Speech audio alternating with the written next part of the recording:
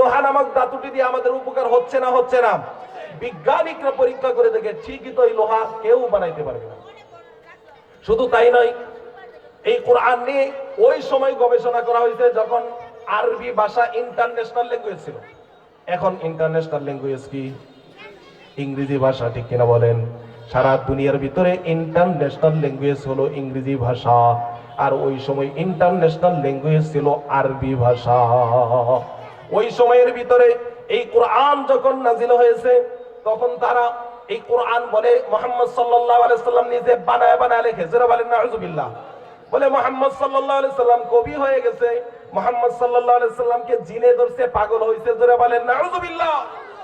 এই কথা যখন তারা বলে, ওই সময় সূরা কাউসার নাজিল হয়ে গেল। সূরা কাউসারের ভিতরে আয়াত সংখ্যা কয়টি?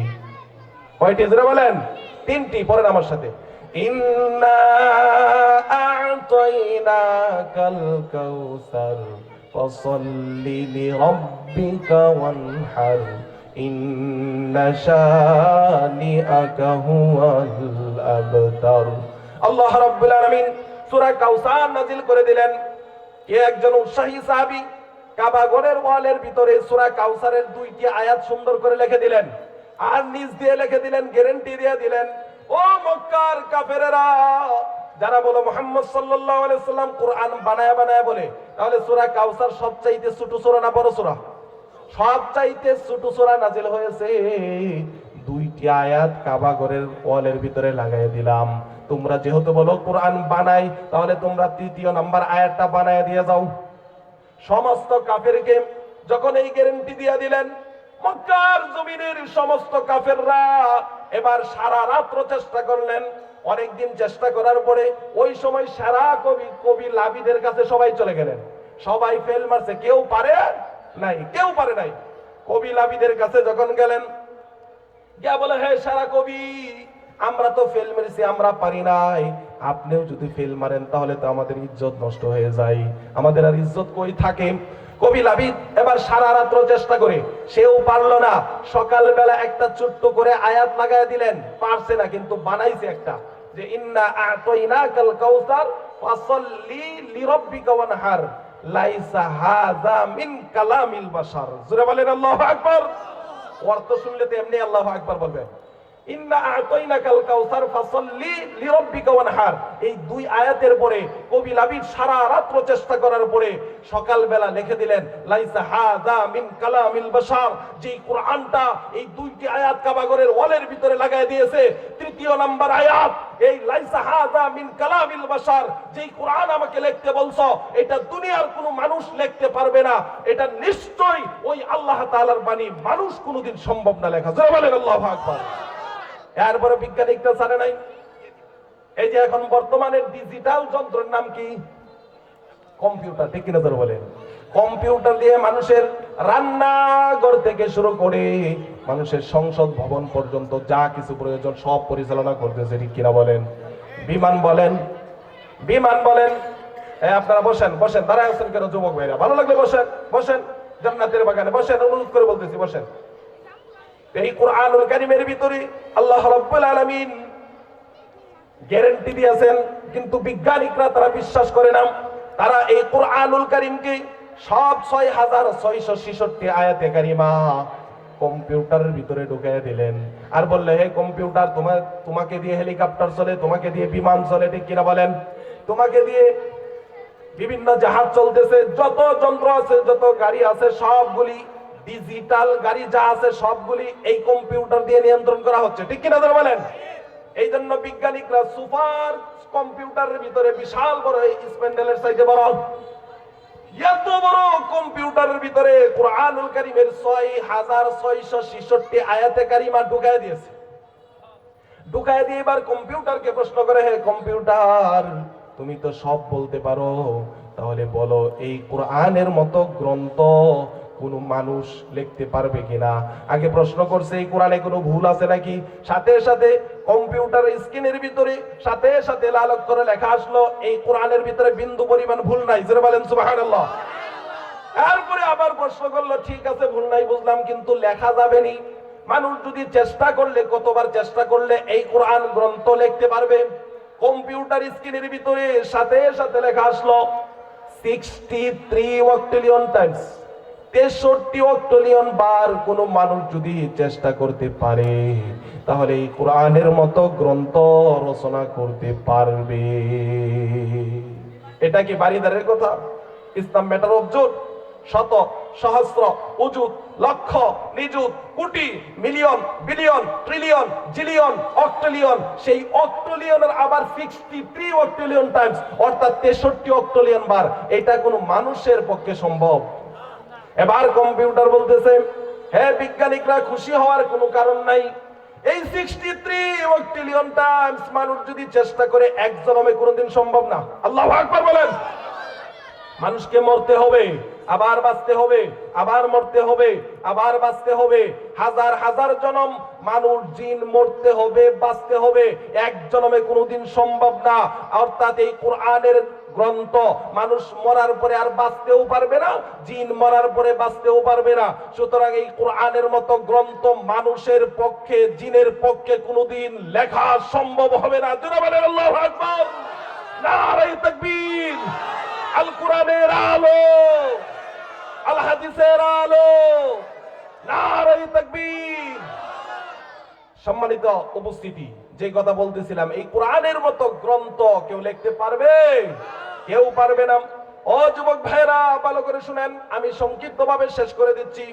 আল্লাহ রাব্বুল আলামিন এই কোরআনুল কারীমের ভিতরে এত বিশাল জ্ঞান দিয়েছেন, এমন কোনো কথা নাই কোরআনের ভিতরে নাই। আল্লাহ সবগুলি কোরআনে খুলে খুলে বলে দিয়েছে। সুবহানাল্লাহ। লাউ আনজালনা হাযাল কুরআন আলা জাবালিন লারাআইতাহু খাশিআম মুতাসাদ্দিআম মিন খাশিয়াতিল্লাহ। যারা বলেন আল্লাহু আকবার। এই কোরআন পাহাড়ে আল্লাহ তাআলা নাযিল করতে চাইছিল, পাহাড় গ্রহণ করতে পারে নাই, ভয় পেয়েছে। এই কোরআন মানুষের উপরে আল্লাহ তাআলা নাযিল করছে, আসমানের নিচে, জমিনের উপরে। আল্লাহ সবচাইতে সুন্দর, সবচাইতে দামি এই কোরআনুল কারীমের কারণে মানুষকে সবচাইতে দামি বানায় দিয়েছে। যারা বলেন সুবহানাল্লাহ। এই জন্য কোরআন আমরা শিখবো না, শিখবো না? যারা বলেন শিখবো না, শিখবো না? এই কোরআনটা শিখতে হবে।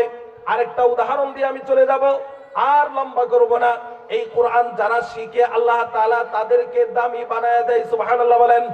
এই কোরআন পড়লেও সওয়াব, শুনলেও সওয়াব। সুবহানাল্লাহ বলেন। এই কোরআন যদি আমি মহব্বত করি তাও সওয়াব। এই কোরআন যারা পড়ছে আলেম ওলামা তাদেরকে মহব্বত করলেও সওয়াব। এই কোরআন যেই মাদ্রাসায় তেলাওয়াত করা হয় সেই মাদ্রাসাকে মহব্বত করলেও সওয়াব। যেমন আল্লামা নকশবন্দি জুলফিকার নকশবন্দি রাহমাতুল্লাহি আলাইহি উনার কিতাবের ভিতরে ছোট্ট করে একটা ঘটনা লিখছেন। কিতাবের ভিতরে আসছে, আল্লামা জুলফিকার নকশবন্দি রাহমাতুল্লাহি আলাইহি বলেন, এই কিতাব, এই কোরআনকে মহব্বত করে জান্নাতের বাগান হয়ে যায় কবর। উনার কিতাবের ভিতরে লিখছেন, একজন গ্রাম্য মানুষ হঠাৎ করে মারা গিয়েছে। ওই এলাকার ভিতরে ওই সময় আলেম খুব কম ছিল, ঠিক কিনা বলেন? অনেক যুগের আগে কথা। ওই সময় আলেম খুব কম ছিল। ওই সময়ের ভিতরে ওই আলেম মসজিদের ইমাম ছুটিতে বাড়িতে চলে গেলেন। ওই গ্রাম্য মানুষটা মারা যাওয়ার পরে গ্রামের মানুষ কিভাবে জানাজা পড়বে, কিভাবে দাফন কাফন করবে তার জানা নাই, কেউ জানে না। এই জন্য সবাই হতাশ হয়ে গেছে, কিভাবে জানাজা দিবে। হঠাৎ করে গ্রামের মানুষ সারাদিন চলে যায়, লাশটা ফুলে যাইতেছে। এই জন্য সবাই তাড়াহুড়া করে কোন রকম গোসল দিলেন। গোসল দেওয়ার পরে এবার সারা রাত্র চলে যায়। সারাদিন সারা রাত্র চলে যাওয়ার পরে জানাজা পড়ানোর লোক নাই। এখন কি করবে?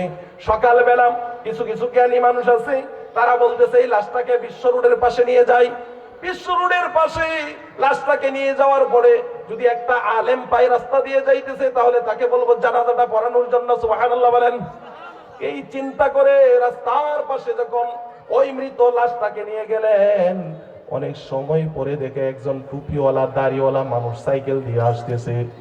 ওই হুজুর আসার পরে গ্রামের সকল মানুষ ধরলেন, ও হুজুর, আপনাকে দেখতে আলেমের মতো মনে হয়, আপনি যদি মেহেরবানি করে, আমরা বিপদে পড়ছি, এই লাশটার জানাজা পড়াইয়া দিতেন।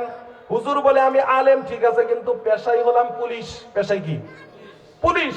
তো আমার সময়ের বড় অভাব, আমি লাশের জানাজা পড়ানোর মতো সময় নাই, তোমরা যেহেতু বিপদে পড়ছো যাও তাড়াতাড়ি, আমি জানাজা পড়াইয়া দিতেছি।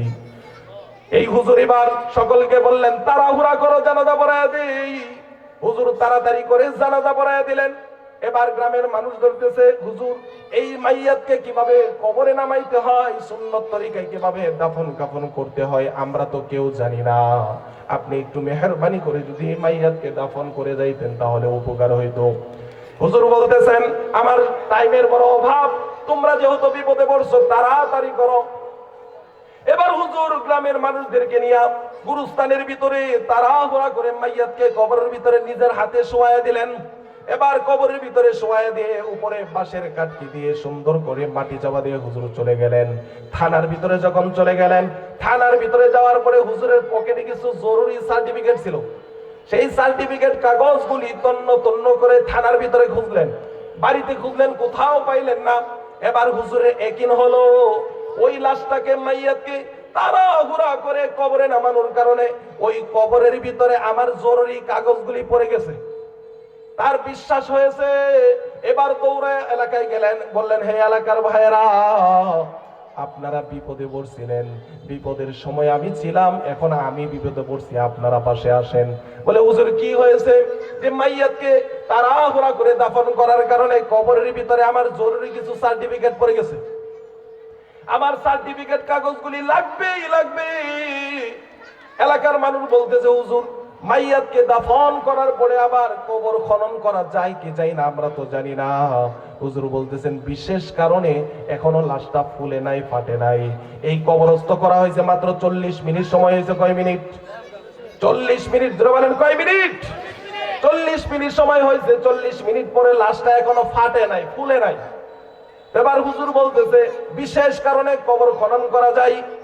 এবার এলাকার ভিতরে এলান হয়ে গেল, সমস্ত এলাকার মানুষ সবাই চলে আসলেন। জীবনে কোনোদিন মাইয়াতকে দাফন করার পরে আর কবরের ভিতরে কি হয়েছে দেখে নাই, এই জন্য আশ্চর্য। সবাই দেখার জন্য সবাই চলে আসলেন।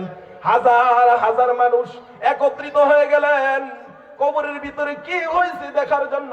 হুজুর যখন একটা শাবল দিয়ে কবরের 3 ইঞ্চি মাটি সরায় দিলেন, কবরের পাশের একটা খাটকি সরানোর সাথে সাথে কবর থেকে মেশক আম্বরের সুঘ্রাণ তামাম এলাকার ভিতরে ছড়িয়ে পড়েছে।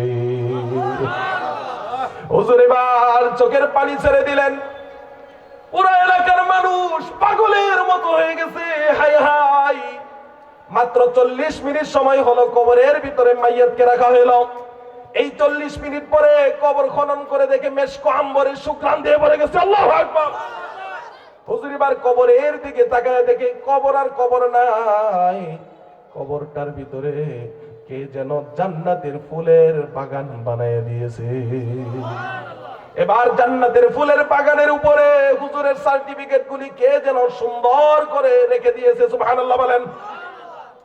হুজুর সার্টিফিকেটটি নিয়ে তাড়াহুড়া করে আবার মাটি চাপা দিয়ে এলেন আর বললেন হে এলাকার ভাইরা, আমি এই থানার ভিতরে যাইতে চাই না, আমি এবার জানতে চাই এই লোক কি আমল করছে যে আমল করার কারণে 40 মিনিটের ব্যবধানে আল্লাহ তাআলা কবরটা জান্নাতের বাগান বানায় দিয়েছে। বলেন আল্লাহু আকবার। নবীজি হাদিসে বলছেন আল কবরু রাওজাতুম মির রিয়াদিল জান্নাহ আও হুফরাতুম মিন হুফারিন নার। বলেন আল্লাহু আকবার। মানুষ মারা যাওয়ার পরে কবর 2টা ভাগ হয়ে যাবে, হয়তো জান্নাতের বাগান হয়ে যাবে, আর যদি গুনাহগার হয় আও হুফরাতুম মিন হুফারিন নার, জাহান্নামের আগুন হয়ে যাবে। ও যুবক ভাইরা, ও বৃদ্ধ বাবাজিরা, কি কারণে তার কবরটা জান্নাতের বাগান হলো? হুজুর আর থানায় যায় না, এলাকাবাসীকে বলতেছে ও এলাকার ভাইরা, কি কারণে তার কবরটা জান্নাতের বাগান হলো আমার জানা দরকার। এমন কি আমল করছে যেই কারণে আল্লাহ 40 মিনিটের ব্যবধানে কবরটা জান্নাতের বাগান বানায় দিয়েছে? হুজুর এবার এলাকার মানুষকে জিজ্ঞাসা করলেন, সবাই বলে এটা গ্রাম্য মানুষ তেমন কোন আমল করতে পারে নাই। হুজুর বলে তার কে কে আছে? বলে কেউ নাই, মা নাই, বাবা নাই, সন্তানাদি নাই, শুধু একজন বোন আছে। কে আছে যারা বলেন? একজন বোন আছে। এলাকার মানুষ তাড়াহুড়া করে ওই বোনের কাছে নিয়ে গেলেন। বোনের কাছে হুজুর গিয়ে আড়াল থেকে সালাম দিলেন আর বললেন হে বোন, এমন কি আমল করছে যে তোমার ভাই 40 মিনিটের ব্যবধানে আল্লাহ কবরটাকে জান্নাতের বাগান বানিয়ে দিয়েছে। সুবহানাল্লাহ। বোন বলতেছে আমার ভাই মূর্খ মানুষ ছিল, তেমন কোন আমল করতে পারে নাই, তো সে তাকে দেখতাম প্রত্যেক দিন রাত্রে বেলায় কি যেন কাপড় দিয়ে পেঁচানো, সেটার কাছে এসে রাত্রে বেলা এটা মুখে লাগাইতেন, চুমা দিতেন, আর চোখের পানি ছেড়ে ছেড়ে কান্না করতেন, আর বলতো আই মেরি রব, আই মেরি আল্লাহ, আল্লাহু আকবার। আল্লাহ তোমার কালাম পড়তে পারি না, তোমার কোরআন পড়তে পারি না, কিন্তু আমার জীবনের চাইতে তোমার কোরআনকে মহব্বত করি, ভালোবাসি। যারা বলেন আল্লাহু আকবার। হুজুর তাড়াহুড়া করে ওই কাপড়ের ভিতরে কিতাবটা এবার খুলে দেখেন, এটা অন্য কিছু না, এটা হলো আল কোরআন। যারা বলেন সুবহানাল্লাহ। হুজুর আর আলেম মানুষ বুঝতে বাকি রইল না, কোরআনকে মহব্বত করার কারণে আল্লাহ রাব্বুল আলামিন 40 মিনিটের ব্যবধানে তার কবরটাকে জান্নাতের বাগান বানায় দিয়েছে। সুবহানাল্লাহ বলেন। তাহলে কোরআনকে মহব্বত করলে আল্লাহ তাআলা যদি 40 মিনিটে কবরটা জান্নাতের বাগান বানায় দিতে পারে, বলেন সেই কোরআন যারা শিখে তাদেরকে মহব্বত করলে আল্লাহ জান্নাত দিবে না দিবে না? যেই কোরআনটা মাদ্রাসার ভিতরে তেলাওয়াত করা হয়, সেই মাদ্রাসায় যদি আমরা মাদ্রাসাকে মহব্বত করি, দিল থেকে ভালোবাসি, বলেন আমরা জান্নাত পাবো না পাবো না? এই বাংলার জমিনের ভিতরে যারা কোরআনকে মহব্বত করে না, যারা কোরআনের দিকে বৃদ্ধ আঙ্গুলি দেখায়, কোরআনের দিকে যারা বিরোধিতা করে, তারা কোনোদিন জান্নাত পাবে না। আমরা তাদেরকে ভালোবাসি না। এই কোরআনকে যারা মহব্বত করে, যে আলেম ওলামা কোরআনের পক্ষে আছে, আমরা তাদের পক্ষে আছি, ঠিক কিনা যারা বলেন? এই বাংলার জমিনে কাদিয়ানি একটা গ্রুপ আছে যারা কোরআনের একটা ছোট্ট অংশ মানে না, ওয়া খাতামান নবীন, বলে আমার নবী শেষ নবী না, তারা বলে গোলাম মোহাম্মদ কাদিয়ানি শেষ নবী, ঠিক কিনা যারা বলেন? এই কাদিয়ানির হলো কাফের, ঠিক কিনা যারা বলেন? এরা কি কাফের? কাফের কাফের কাফের। নারে তাকবীর। দোয়া চাই আমার জন্য, আমিও দোয়া করি আল্লাহ তাআলা সকলকে কোরআন পড়ে আমল করে কবরে যাওয়ার তৌফিক দান করুন। যারা বলেন আমিন। আখির দাওয়ানা আলহামদুলিল্লাহি রাব্বিল আলামিন। আসসালামু আলাইকুম ওয়া রাহমাতুল্লাহি ওয়া বারাকাতুহু।